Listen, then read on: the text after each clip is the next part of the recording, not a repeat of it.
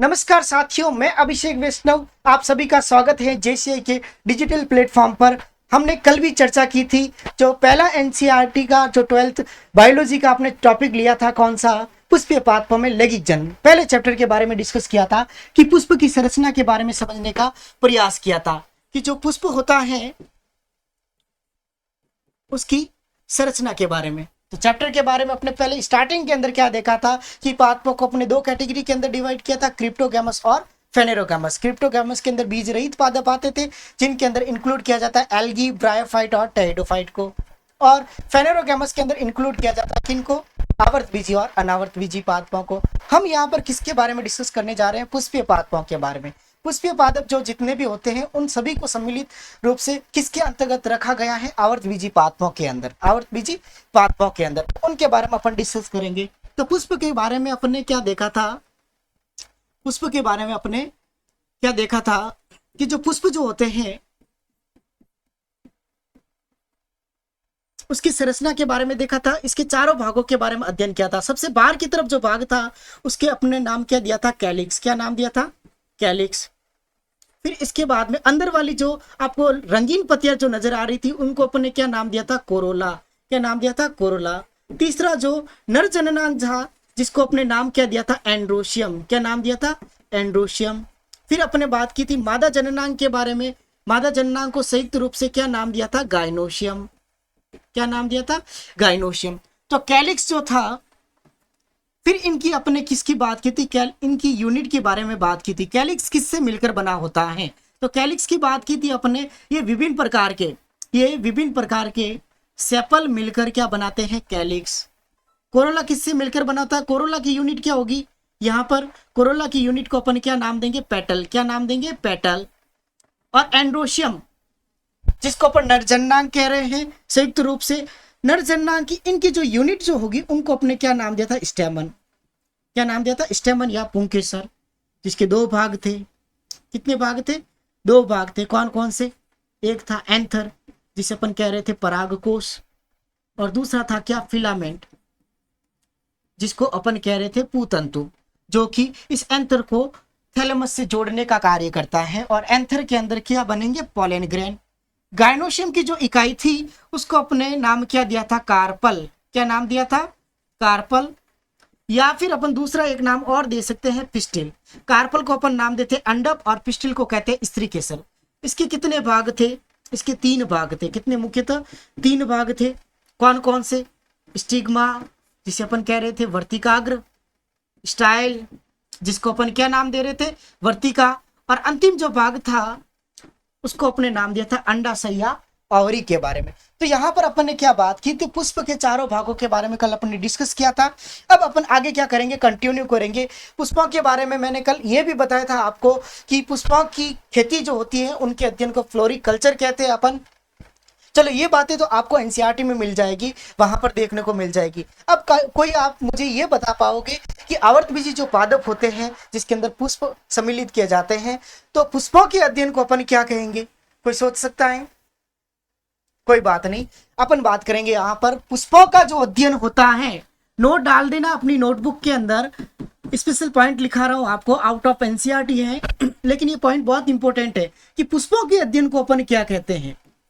पुष्पों के अध्ययन को हम क्या कहेंगे, पुष्पों के अध्ययन को अपन क्या कहेंगे, एंथोलॉजी। क्या कहेंगे, एंथोलॉजी। एंथोलॉजी किसका अध्ययन होता है, पुष्पों का अध्ययन। अब देखो इस चैप्टर को अपन क्या करेंगे, तीन कैटेगरी के अंदर डिवाइड करेंगे। उससे पहले एक बात और ध्यान रखनी है कि पुष्प जो होते हैं वो कहां पर लगते हैं, वो देखिए वायवीय भाग पर लगते हैं। तो वायवीय भाग लगते हैं तो पुष्प क्या होता है, एक रूपांतरित प्रो होता है। रूपांतरित प्रो होता है यानी कि वो मोडिफाइड क्या होता है, सूट।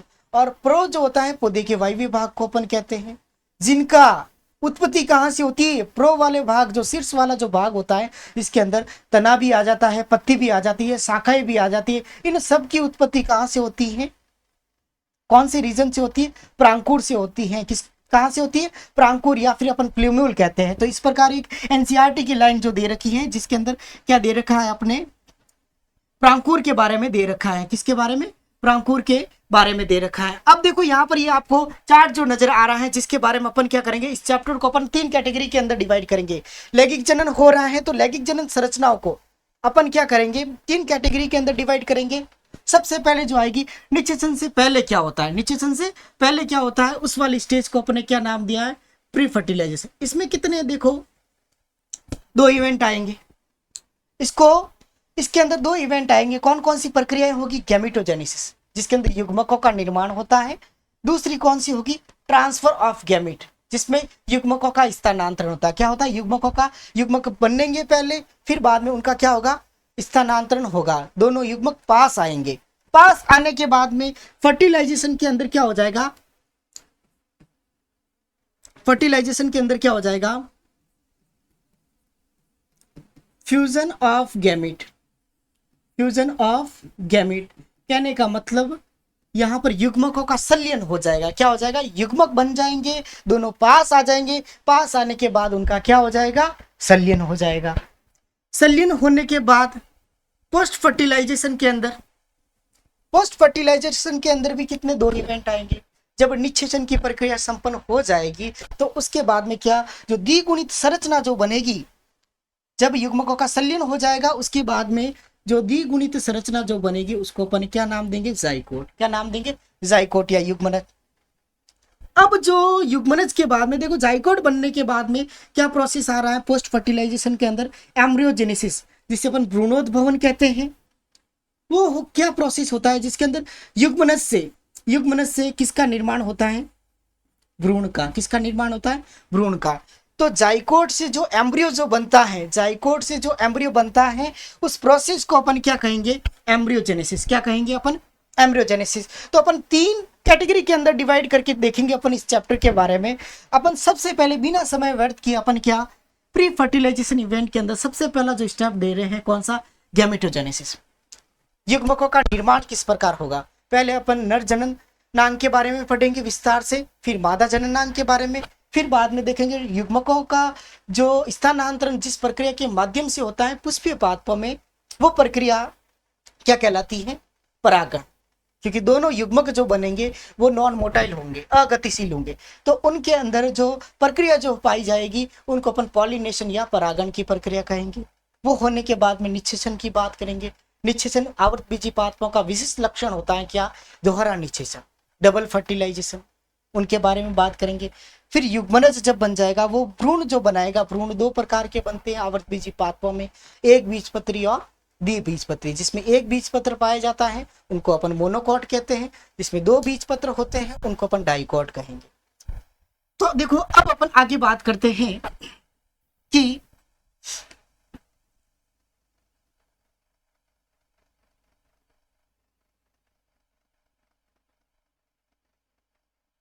अब देखो इसके अंदर क्या देखेंगे अपन कि यहां पर आगे अपन बात करते हैं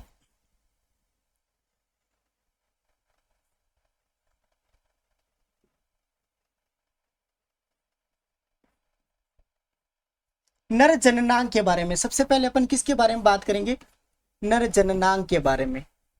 नर जननांग को अपने कल क्या नाम दिया था, मेल जो रिप्रोडक्टिव ऑर्गन्स जो होते हैं उनको अपने क्या नाम दिया था, स्टेमन। क्या नाम दिया था, स्टेमन। तो देखो अपने क्या नाम दिया था, स्टेमन नाम दिया था। स्टेमन की जो संरचना थी हिंदी में अपने नाम दिया था पुंकेसर। क्या नाम दिया था, पुंकेसर। तो पुंकेसर की जो संरचना थी वो किस प्रकार की थी,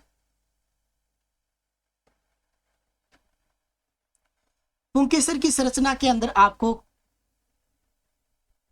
जो एक द्विपालित संरचना होती है उसको अपन कहते हैं क्या, परागकोश। क्या नाम देते हैं, परागकोश। और परागकोश को अपन क्या कहते हैं, एंथर। क्या नाम देते हैं, एंथर। तो स्टेमन की जो पुंकेसर की जो संरचना होती है जिसे अपन नर जननांग कह रहे हैं, उसके कितने 2 भाग होते हैं। पहला भाग होता है क्या, परागकोश, जिसके अंदर किसका निर्माण होता है, नाम देख ही बता सकते हो, परागकण का निर्माण होगा। पॉलन ग्रैंड जो होंगे वो यहाँ पर बनेंगे। और पोलन ग्रैंड को परागकोश जो होगा, परागकोश को थैलेमस से जो जोड़ने का कार्य करता है उसको अपन क्या कहते हैं, फिलामेंट। क्या कहते हैं, फिलामेंट। फिलामेंट को अपन नाम देंगे पुतंतु। क्या नाम देंगे, पुतंतु, जिनका कार्य होता है परागकोश को पुष्पासन से जोड़ना। तो ये तो किसकी स्ट्रक्चर नजर आ रही है आपको, पुंकेसर की नजर आ रही है। अब अपन क्या देखेंगे कि जो मेन अहम योगदान जो रहता है, अहम योगदान जो रहता है वो किसका रहता है, परागकोश का। किसका रहता है, परागकोश का। तो परागकोश के बारे में अपन डिटेल में जानने का प्रयास करेंगे। तो परागकोश की जो संरचना होती है वो कैसी होती है, द्विपालित। कैसी होती है, द्विपालित, बाइलोब्ड स्ट्रक्चर होती है। देखो आपको डायग्राम के अंदर दो लोब नजर आ रहे हैं, जैसे कि ये एक लोब हो गया, ये दूसरा लोब हो गया, है ना। तो बाइलोब्ड स्ट्रक्चर हो गई। किस प्रकार की स्ट्रक्चर हो गई है, बाइलोब्ड स्ट्रक्चर हो गई। प्रत्येक पाली के अंदर, प्रत्येक जो पाली होगी, जैसे कि यहाँ पर ये एक पाली आपको नजर आ रही है। क्या नजर आ रही है आपको, ये एक पाली आपको नजर आ रही है। तो इस एक पाली को, तो इस एक पाली को अपन क्या नाम देंगे, ये जो एक पाली आपको नजर आ रही है, एक पाली के अंदर पाई जाती है कितनी, दो लघु बीजाणुधानी, दो लघु बीजाणुधानी। लघु बीजाणुधानी को अपन क्या नाम देते हैं, माइक्रोस्पोरेंजिया। क्या नाम देते हैं, माइक्रोस्पोरेंजिया। तो देखो अब कितनी पालियां नजर आ रही है, एक तो ये नजर आ रही है, दूसरी पाली, एक तो ये पाली नजर आ रही है और दूसरी पाली ये नजर आ रही है, दो पालियां नजर आ रही है। और अपन क्या कह रहे हैं, एक पाली के अंदर कितनी लघु बीजाणुधानी होती है, जैसे इसके अंदर एक ये हो गई, दूसरी ये हो गई। इसी प्रकार दूसरी पाली के अंदर भी कितनी है, दो होगी। तो दोनों पालियों में अपन सम्मिलित रूप से कहेंगे, दो पाली जो होती है, द्विपाल, दोनों पालियां जो होती है उनके अंदर कितनी लघु बीजाणुधानी होंगी, चार। चार क्या होगी, लघु बीजाणुधानी। चार क्या होगी, लघु बीजाणुधानी। लघु बीजाणुधानी को अपन क्या नाम देते हैं, माइक्रोस्पोरेंजिया। क्या नाम देते हैं, माइक्रोस्पोरेंजिया। तो अपन देखेंगे एंथर की स्ट्रक्चर के अंदर अपने क्या देखा था कि एंथर की जो स्ट्रक्चर होती है वो कैसी होती है, बाइलोब्ड होती है, दो पालियों में बटी हुई है। प्रत्येक पाली के अंदर दो लघु बीजाणुधानी पाई जाती है। और यहाँ पर दोनों पालियां हैं, तो दो पालियों के अंदर आपको कितनी लघु बीजाणुधानी मिलेगी, चार। कितनी मिलेगी, चार। और अब बात करेंगे अपन किसके बारे में, किसी एक के बारे में डिटेल में जानने का प्रयास करेंगे। जैसे कि ये एक लघु बीजाणुधानी है, वो उसकी संरचना को अपन डिटेल में जानने का प्रयास करेंगे। तो देखो नेक्स्ट हमारी जो हेडिंग होगी उसको अपन क्या कहेंगे,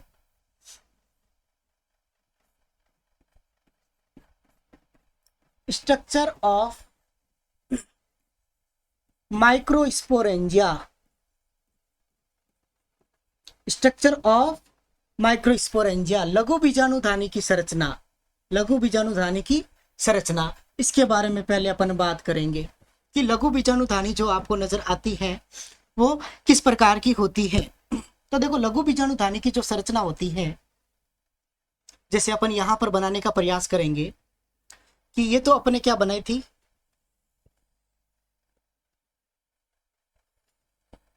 परागकोश की संरचना। क्या बनाई थी, परागकोश की संरचना बनाई थी। और उसके अंदर देखा था प्रत्येक परागकोश के अंदर कितनी, दो पालियों में बटी है। दोनों पालियों के अंदर आपको क्या नजर आ रही थी, एक पाली के अंदर दो लघु बीजाणुधानी नजर आ रही थी। इसको अपने क्या नाम दिया था, माइक्रोस्पोरेंजिया। और यहां पर प्रत्येक पाली के अंदर दो है, तो चार कितने हो जाएंगे, यहाँ पर चार माइक्रोस्पोरेंजिया हुए। टोटल कितने हो जाएंगे, चार। इसी एक स्ट्रक्चर को अपन क्या करेंगे, यहाँ पर डिटेल में जानने का प्रयास करेंगे। कौन सी स्ट्रक्चर को, इसी स्ट्रक्चर को अपन, ये वाली जो आपको यहाँ पर स्ट्रक्चर नजर आ रही है, किसी एक को अपन इनलार्ज करके अपन देखते हैं तो उनकी संरचना कुछ इस प्रकार होगी, उनकी संरचना कुछ इस प्रकार होगी। तो सबसे बाहर वाली जो परत अपन बनाते हैं, सबसे बाहर वाली जो अपन परत बनाते हैं,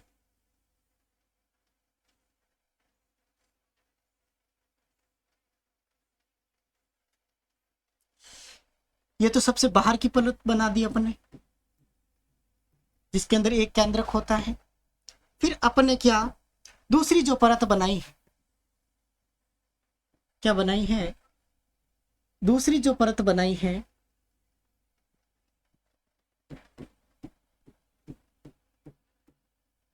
उसको अपन क्या नाम देंगे। देखो बाहर वाली जो परत होती है उसको अपन नाम देते हैं एपिडर्मिस। क्या नाम देते हैं, एपिडर्मिस। जो एपिडर्मिस के नीचे की तरफ वाली जो परत होती है उसको अपन क्या नाम देते हैं, एंडोथीशियम। एंडोथीशियम। अब देखो एंडोथीशियम के नीचे की तरफ वाली जो परत पाई जाती है यहां पर कितनी, वो लगभग 1 से 3 परतें होती है। कितनी होती, 1 से 3 परतें होती हैं।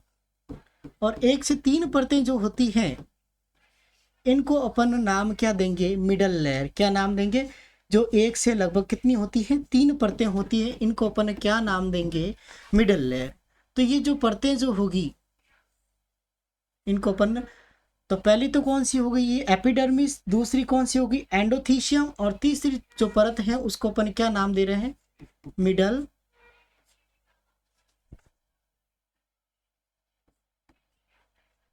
लेयर। क्या नाम दे रहे हैं, मिडल लेयर। मिडल लेयर के भीतर की तरफ, मिडल लेयर के भीतर की तरफ सबसे जो इंपॉर्टेंट जो लेयर होगी जिसके बारे में अपन डिटेल में जानने का प्रयास करेंगे, जो क्या होती है बहुकेंद्र की अवस्था में पाई जाती है, बहुकेंद्र की अवस्था में पाई जाती है। और इस संरचना को, इस चौथी परत को अपन क्या नाम देंगे, टैपिटम। क्या नाम देंगे, टैपिटम। ये सबसे इंपॉर्टेंट परत होती है जिसके बारे में अपन बात करेंगे। तो कौन सी परत है, टैपिटम, जिसके बारे में अपन बात करेंगे। इसका फंक्शन हर बार पूछा जाता है तो ध्यान देना, यहीं से क्वेश्चन काफी बार जो नीट के विद्यार्थी जो हैं वो भी खास तौर पर इस पॉइंट पर फोकस करेंगे कि ये जो अंदर वाली जो परत जो होती है जिसको अपन टैपिटम कह रहे हैं, ये क्या करती है, इनके अंदर क्या बनते हैं, लघु बीजाणुधानी। नाम क्या है, लघु बीजाणुधानी। तो ये अंदर की तरफ लघु बीजाणु का निर्माण करेगी। तो अंदर जो कोशिकाओं का जो समूह पाया जाता है, अंदर जो कोशिकाओं का समूह जो पाया जाता है उसको अपन, इन कोशिकाओं के समूह को अपन कहते हैं स्पोरोजेनस टिश्यू। स्पोरोजेनस टिश्यू, लघु बीजाणुजन उत्तक।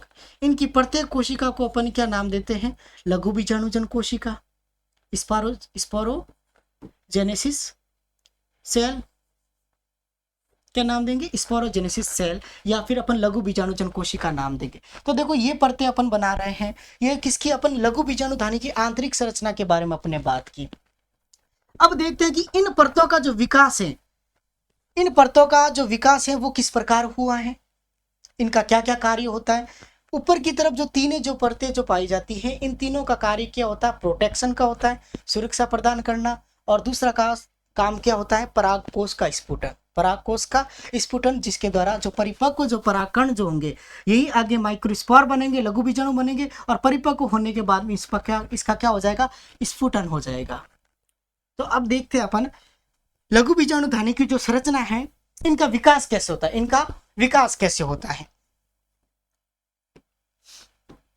तो देखो सबसे पहले अपन स्टार्ट करते हैं। सबसे पहले जो प्रारंभिक जो कोशिकाएं होती है जिनको अपन कहते हैं प्राइमरी आर्किस्पोरियल कोशिका, आर्किस्पोरियल सेल। प्रारंभिक जो आर्किस्पोरियल कोशिका जो होती है ये कैसी होती है, द्विगुणित होती है। और इसके अंदर सबसे पहले क्या होता है, एक अनुप्रस्थ विभाजन।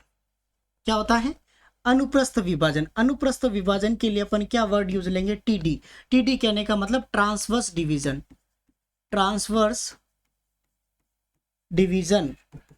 तो इसके अंदर अनुप्रस्थ विभाजन होगा जिसके फलस्वरूप क्या होगी, ये दो प्रकार की परतों का निर्माण करेगी। बाहर की तरफ तो क्या बनाएगी, जो अपने चारों परतें जो देखी थी उनको अपन नाम देंगे क्या, प्राथमिक भित्तीय कोशिकाएं। और नीचे की तरफ ये जो परत जो बनाएगी उसको अपन क्या नाम देंगे, प्राथमिक बीजाणुजन कोशिकाएं। क्या नाम देंगे, प्राथमिक बीजाणुजन कोशिकाएं। और उनके समूह को अपने स्पोरोजेनस टिश्यू नाम दिया था। तो देखो सबसे पहले तो बात करेंगे ऊपर की तरफ, ऊपर की ओर तो क्या बनाएगी, ऊपर की ओर बनाएगी ये क्या, प्राइमरी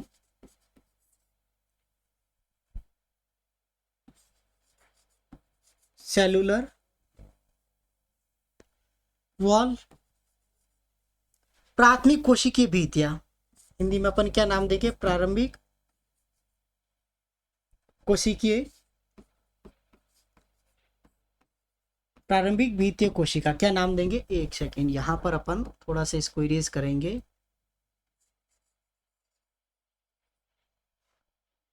प्रारंभिक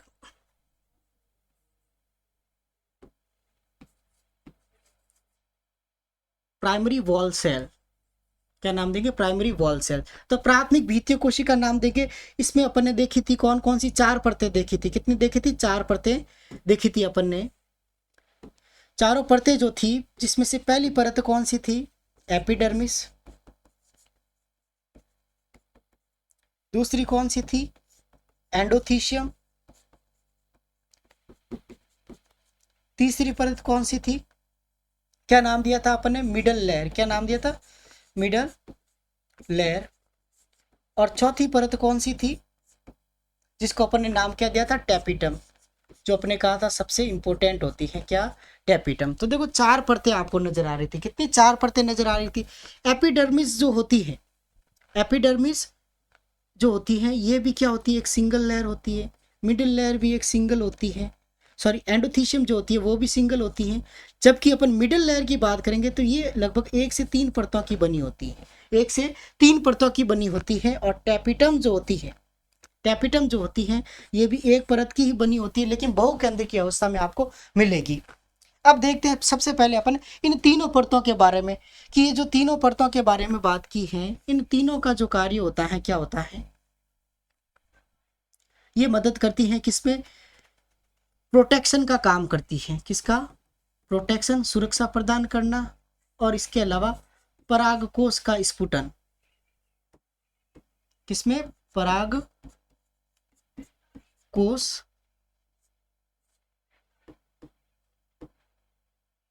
परागकोश का स्फुटन,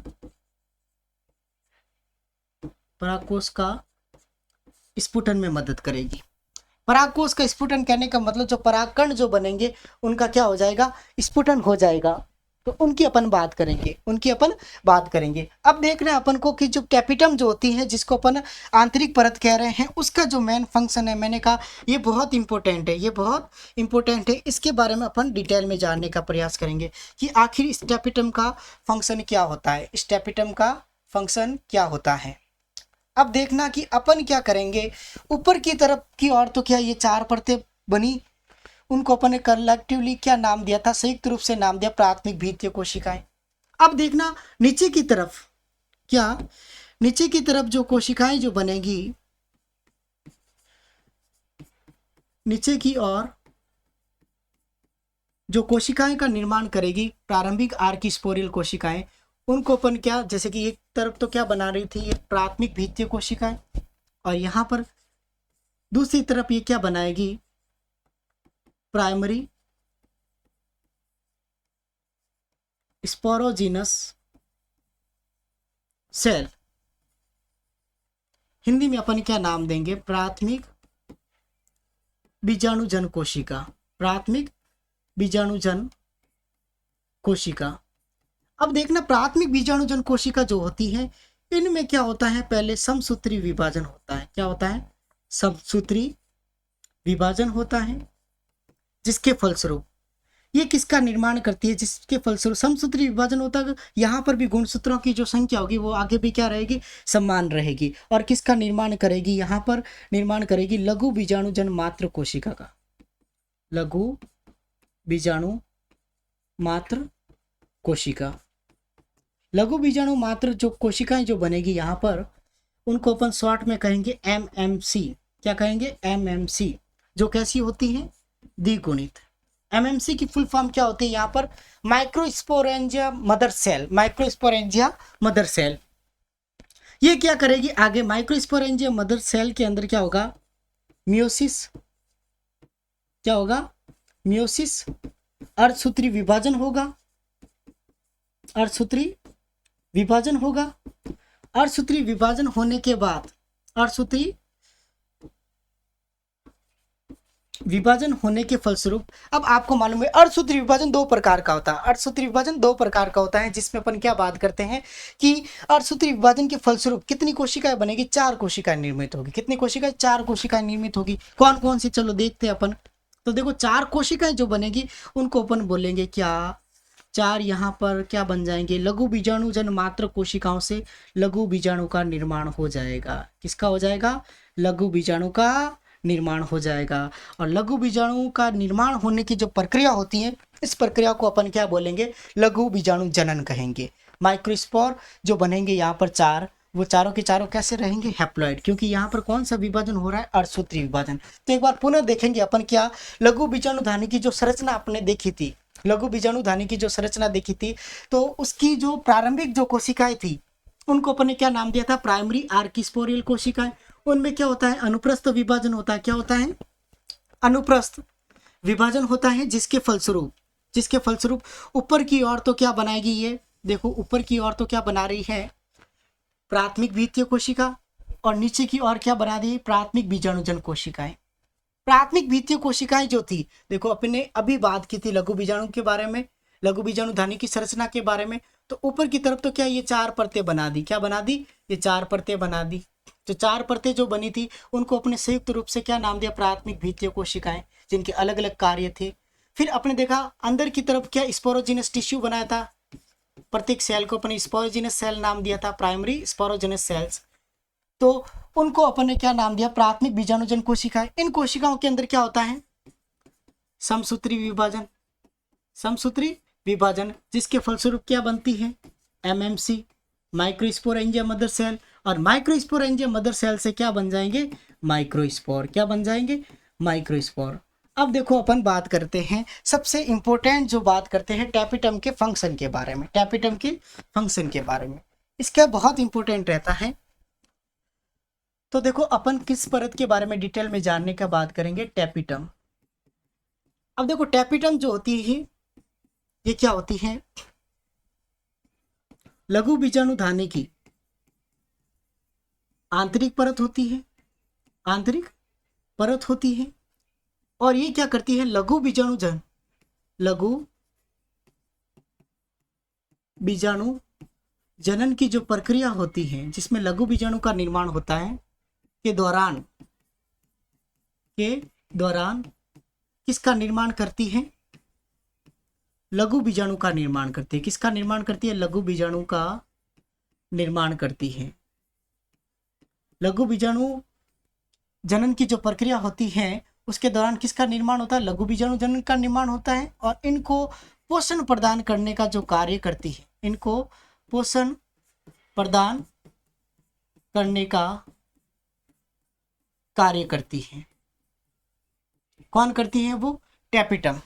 कौन करती है, टैपिटम। तो लघु बीजाणु जनन के दौरान क्या होता है, लघु बीजाणु का निर्माण होता है, जिसके पोषण प्रदान करने का कार्य कौन कर रही है, यहाँ पर टैपिटम। इसके अलावा और क्या कार्य होता है इसका, यूबिस बॉडी, या अपन कहते हैं यूबिस काय का निर्माण। आगे अपन बात करेंगे परागकण के बारे में। परागकण की जो संरचना होगी, परागकण की जो संरचना होगी तो उसमें अपन बात करेंगे परागकण की संरचना में जो परागकण की बाह्य परत जो होगी वो क्या बनाएगी, यूबिस्काई जो होगी। यूबिस्काई क्या होता है वो अपन परागकण की संरचना में वैसे अपन पढ़ेंगे, लेकिन एक बार फिर भी मैं आपको बता देता हूँ समझने के लिए। यूबिस बॉडी जो होती है वो 2 कंपोनेंट से मिलकर बनी होती है, 2 पदार्थों से मिलकर बनी होती है। एक तो इसमें पदार्थ होता है स्पोरोपोलेनिन। क्या होता है, स्पोरोपोलेनिन। ये तो किसका बना होता है, कार्बोहाइड्रेट का। किसका बना होता है, कार्बोहाइड्रेट का। और एक पदार्थ कौन सा होता है इसके अंदर, जिसको अपन बोलते हैं प्रोबिस। क्या बोलते हैं, प्रोबिस। ये बना होता है वसा का। किसका बना होता है, वसा का। इन दोनों को अपन संयुक्त रूप से क्या नाम देते हैं, यूबिस्काई। क्या नाम देते हैं, यूबिस्काई।